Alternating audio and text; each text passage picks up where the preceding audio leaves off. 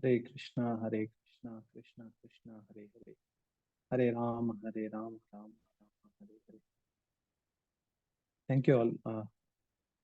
My name is Rama Prameyadas, and this video is in response to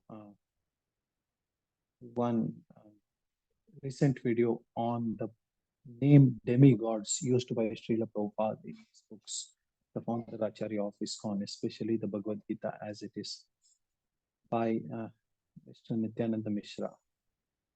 So the idea is that demigod indicates a lesser god, and so is against the tenets of scriptures and should not be used. God should be the word used everywhere. So I would like to present some thoughts on this regard.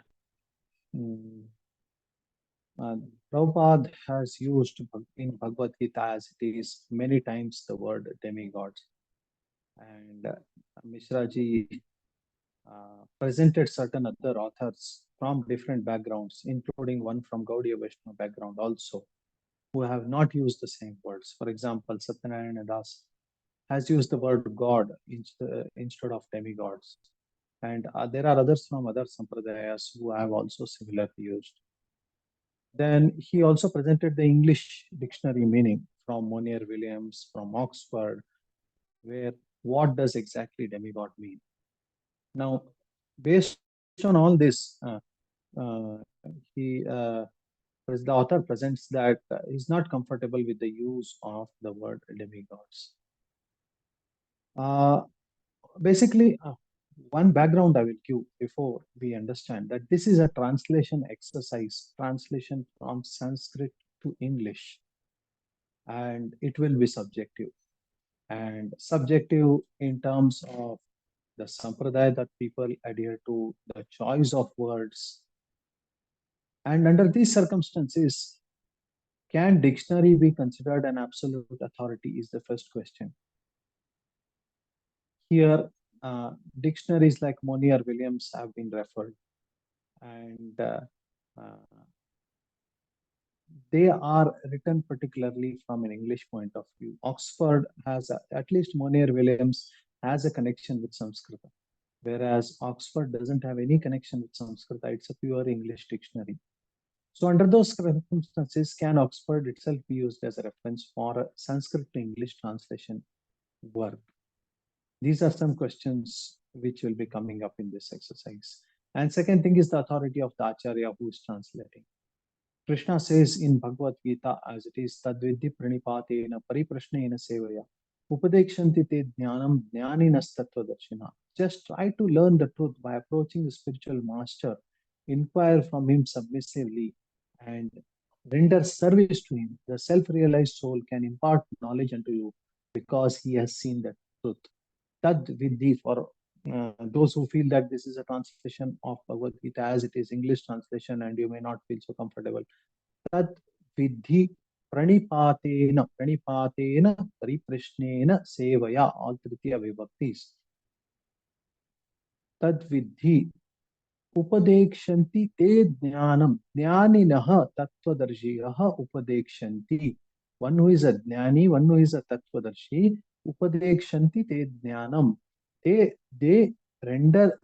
give us this knowledge when pranipatena pariprashnena sevaya, through all this tritiya vibhakti, through all these sadhanas we approach them. So that is the meaning here, that is there. So this is the way of gaining knowledge is the point. Now, yes, there are different dictionaries which give the exact English meaning of this word demigods. In particular, demi, I looked into different dictionaries, and definitely Mishraji is very right in terms of the word demi and its meaning. Demi clearly means lesser or partial or half. Overall, the indicated message is that it is something less powerful or less effective. So that way, when we use the word demigod, then it can mean less effective than God, less powerful than God, and a slightly lesser God. Yes. That is the meaning, definitely, according to English. Now, one thing that should not be confused with is dummy. Dummy means false. That is definitely not there. It's DEMI, demi. Indicate slightly less. Now, yeah, I do understand there are so many traditions and so many thought processes in India, and people definitely get sentimental when they hear such things. When they hear that, oh, you are saying that somebody whom I love is a lesser god, and somebody else will say he has his own love. I love this, and that is a lesser god. So definitely that sentiment is there. But do you think that sentimental approach will work here? No, it should. The approach should be more philosophical. What do the books say? What do the shastras say? So now the onus on me is to present that when you are saying that devas are referred to as lesser gods, then we have to establish philosophically that okay, there is some greater god and there is some lesser. So, yes, then the word demigod makes sense. So, let's try that. Okay, so the question is, are devas less than Krishna? Uh, see, it is not that my bhakti that is saying, or it's not Prabhupada's bhakti that is saying. This is what is given in the Bhagavad Gita as it is. Let's see what is given in the Bhagavad Gita. Antavattu phalam tesham tad bhavatti alpavedasham devan devayajo yanti mad bhakta yanti mamapi mad bhaktaha mam api yanti. My devotees worship me. Devan devayajaha yanti. Devayajaha devan yanti. Devas go to devas. The worshippers of me come to me. Now, what is the big deal in that? That is given in the first two padas. Antavat tu phalam tesham. The results given by devas are antavat. Antavat means which is going to have anta, perishing. Tad bhavati alpamedasam. See, further Krishna is saying what you are calling as offensive, that alpamedha, people with less intelligence worship them.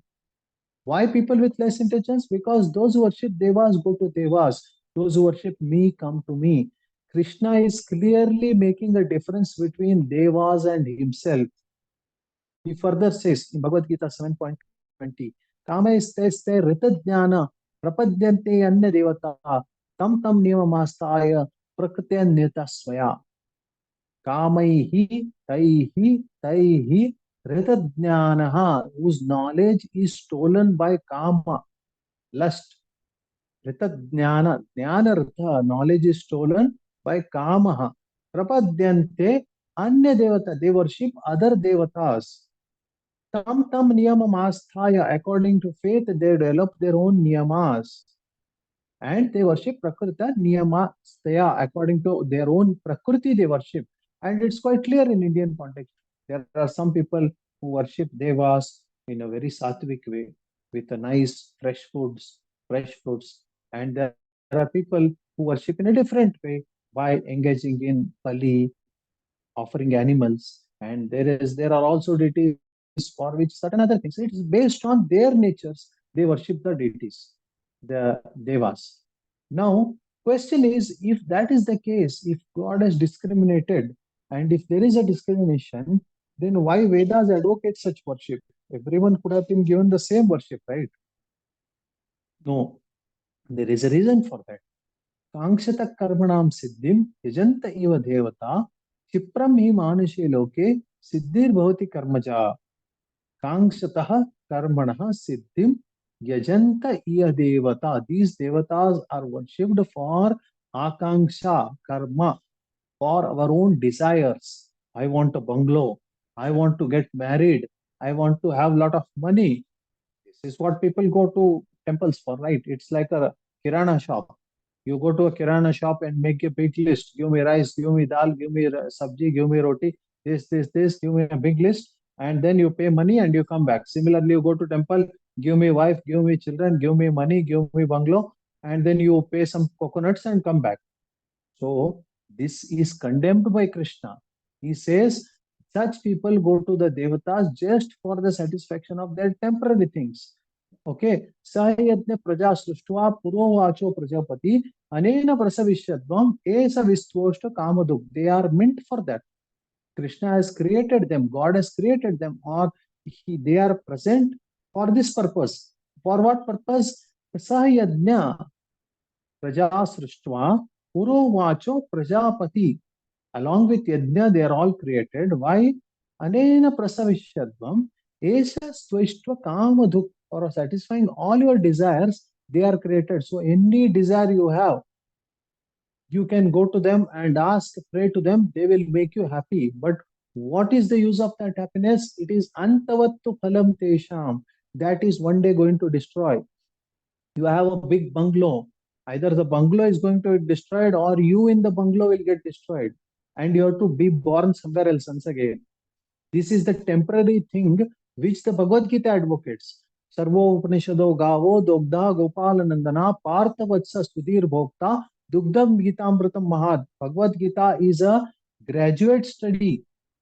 You a 10th standard or a 5th standard boy cannot understand Bhagavad Gita because it is like saying a first standard boy 1 plus 1 2, 3 plus 3 6. What is 2 minus 5? He will not know.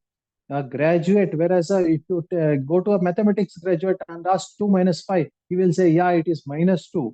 So it requires an advancement of knowledge to know that. As long as you are thinking, let me get a good bungalow, let me get a this, then you will not discriminate. You will want to worship everyone. Chalo Baba, whoever gives whatever, we will just take it and we will enjoy. Whereas if you understand that something is temporary, something is permanent, temporary things should not be considered, under those circumstances, you will worship the right deity. And that discrimination is clearly made for graduate students by Krishna. And is it Krishna only who makes this difference? Yeah, somebody may accuse him. Okay, he will tell he is great. Others may tell others are great. Why should we believe? First of all, this question is itself invalid because if Krishna is telling something false, then Bhagavad Gita will not have any credibility. Why should we read the Bhagavad Gita? Bhagavad Gita is read because Krishna, the Supreme Lord, is speaking. That is why it has credit. Otherwise, anything written by me and you will not have credit. But still, if people have this doubt, let's see, are there any other evidences? There is the evidence from the Garbhastuti, Dashamaskanda, the 10th canto of Srimad Bhagavatam, where Satya Vratam Satya Param Trisatyam Satyasya Yonim Nihita Cha Satya Satyasya Satyam Vrita Satya Netram Satyatmakam Tvam Sharanam Prapanna. See, all the devatas are glorifying the Supreme Lord who is in the Garbha, who is in the womb of his own mother, Devaki. You are Satyavrata, you are Satyaparam, you are Trisatyam, the truth in all the three worlds. You are the Satyasya Yonim, you are the birth of truth. Nihitam cha Satyam, Satyasya Satyam, Rita Satya Netram, Satya Atmakam, Tvam Sharanam Prapannaha. I am going to surrender to you, my dear absolute truth, is what the devatas are telling to him. All the devatas, including Indra, Chandra, Ganesha, Brahma, Rudra, everyone is coming. Now, okay, specifically, what does Indra says? After the whole Govardhana episode is over, Indra comes and surrenders, and this is what he says: Namastubhyam Bhagavate Purushaya Mahatmane Vasudevaya Krishnaya Satvatam Pataye Namaha. Namaha Tubhyam Bhagavate, He Bhagavate, He Bhagavan. Tubhyam Namaha, I pay obeisances to you. See, this is what Indra is saying. He is worshipping and offering obeisances to the Supreme Lord Krishna. Purushaya Mahatmane. And what are the Visheshanas for that Bhagavate? Purushaya, Mahatmane, Vasudevaya, Krishnaya. To all this Chaturthi Vibhakti, all these different Visheshanas for Krishna, to him I offer my obeisances. Kindly accept my obeisances, O my Lord, is what Indra says. Now let us see what Brahma says in this regard. Brahma says, Pasyeshame Naryam Anantadye Paratmani Tvayapi Mai Mayini Mayam Vitatyekshitum Atma Vaibhavam Yaham kiyan aicham ivarchir agno. My Lord, just see my uncivilized impotence. To test your power, I tried to extend my illusory potency to cover you, the unlimited and primeval super soul, who bewildered even the masters of illusion. What am I compared to you? I am just a small spark in the presence of a great fire. Aham kiyan aicham iva archi ragno, agni archi. Agnav Archi. In the fire, Archi means a small spark. I am a small spark in the fire. Atak Shamaswachyuta me Rajo Bhuvo Hi Anjataswa Prathag Isha Manina Ajavale Panda Tamonda Chakshusha Eshonukampyo Mai Nathavaniti.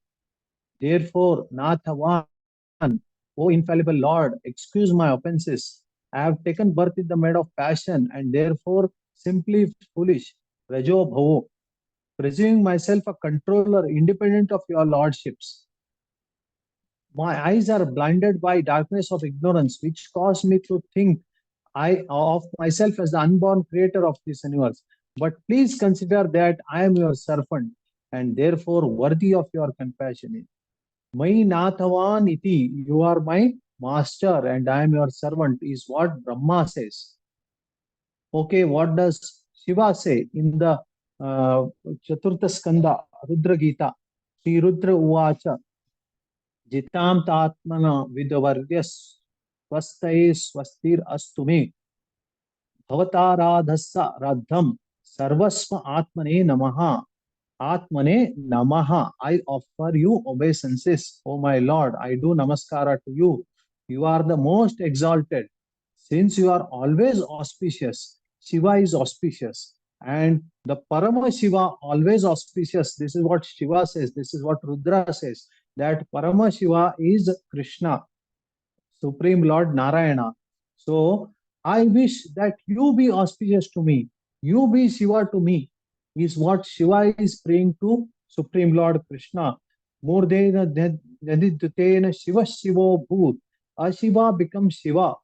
When the Tirtha, the water of the lotus feet of Vishnu, was sprinkled on him, when Brahma got angry, that is when Rudra was born out of that anger. So at that time he was Ashiva. And when the water from the feet of Vishnu was sprinkled on Ashiva, he became Shiva.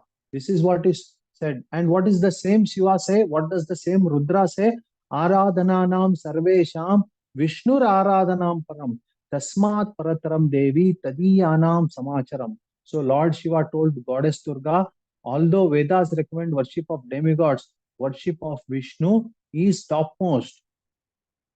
Aradhananam sarvesham Vishnur Aradhanam param. So Aradhana of Vishnu is the topmost. This is what Shiva is saying. So each and every Devata is emphasizing this point that Vishnu is supreme, Krishna is supreme, and Krishna himself is saying in Bhagavad Gita that he is supreme. Now the question that comes in mind is, it's quite clear that there is a difference. And there is one bigger God, one smaller God, one lesser God, one greater God. Now, when we refer to people like Monier Williams and Oxford, how can they be an authority on what is the right word to use? They can be an authority for English. And you all can be an authority for Sanskrit. When you say Deva has to be used, you can be a good authority on Sanskrit because you all studied the Shastras in Sanskrit. And people like Oxford can be an authority on English because they have studied in English. Now we should look for an authority who is both an authority for Sanskrit and English. Okay, so that is when the right word has to be used. So kindly suggest what you think is an alternative word to clearly indicate that there is a superior God and there is an inferior God.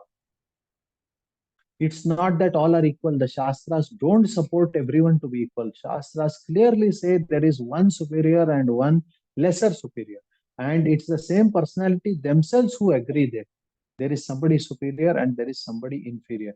So then, under these circumstances, Srila Prabhupada has used the word demigods to indicate that there is something lesser than gods. So how will you justify this point that this usage is wrong.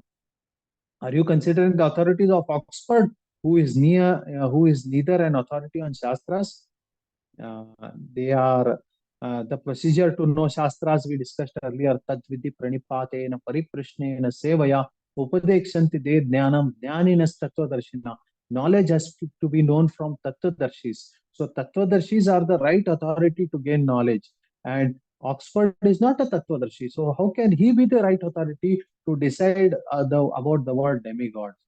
So when a thing is translated from one language to another, it is the expert in that subject who has to decide what is the right word. So if you think you are an expert to present this clear message of Bhagavad Gita, what else should be the word that you kindly suggest? And when we are using this Bhagavad Gita as it is, this is the Bhagavad Gita as it is, translated by His Divine Grace A.C. Bhaktivedanta Swami Prabhupada, the edition that was criticized upon. So, this edition has the same impact which has been had since 1000 years by Bhagavad Gita. What is the impact? People are taking up to pure devotion to Krishna. And it is not that we are catching a few bunch of Hindus who are sentimentalists and telling them to become devotee of Krishna. This Bhagavad Gita as it is has presented a message worldwide to people who had no connection with Krishna, no connection with Sanatan Dharma, no connection with God. In the ages when these Sanatan Dharmis or Hindus are less interested in God, they are more interested in atheism. How many Hindus are convinced that we have not been born from monkeys, but we are born from Prajapatis? When you say Gotra, I am Vasishta Gotra, I am Vishwamitra Gotra is only for Sankalpa in temple. Every so-called Hindu is convinced that our Gotra is monkey Gotra or Kapi Gotra.